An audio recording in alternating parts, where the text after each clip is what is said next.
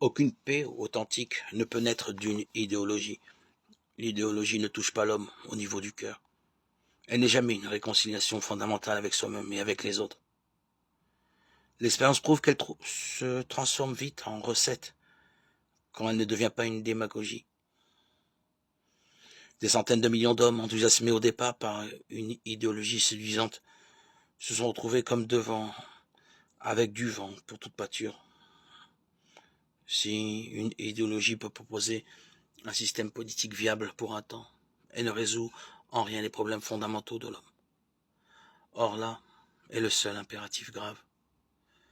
Le disciple de Jésus qui témoigne d'une miséricorde divine, sans repentance, peut proposer une paix qui ne dépend pas des recettes politiques, il peut la réaliser au niveau le plus profond de l'homme.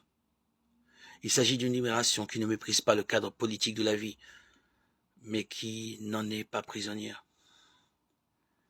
Le Christ réclame du chrétien un impact social de sa foi, mais il ne s'agit pas de n'importe quel impact. Témoin ces versets pour le moins déconcertants. Beaucoup me diront ce jour-là, Seigneur, Seigneur, n'est-ce pas en ton nom que nous avons prophétisé, en ton nom que nous avons expulsé les démons, en ton nom que nous avons fait de nombreux miracles. Matthieu 7, 22. Que demander de mieux? Apparemment, ils se sont dévoués, ces hommes, ils ont réussi. Ils ont œuvré au nom de Jésus. Et cependant, Jésus ne le reconnaît pas. Alors, je leur déclarerai, jamais je ne vous ai connu. Écartez-vous de moi, vous tous qui violez la loi. Matthieu 7, 23.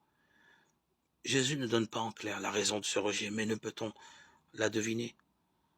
Ces hommes ont porté du fruit, mais quel fruit? Déjà les versets précédents évoquaient ce problème. Gardez-vous des faux prophètes qui viennent à vous sous des dehors de brebis, mais au-dedans sont des loups ravisseurs. C'est à leurs fruits que vous les reconnaîtrez. Cueille-t-on des raisins sur les épines ou des figues sur les chardons? Matthieu 7, 15, 16. Quels sont ces fruits que Jésus ne reconnaît pas comme authentiques? Le critère pour en juger ne peut être que la miséricorde. Il peut y avoir des réalisations politiques, sociales, économiques qui connaissent quelques succès sans pour autant comporter de miséricorde.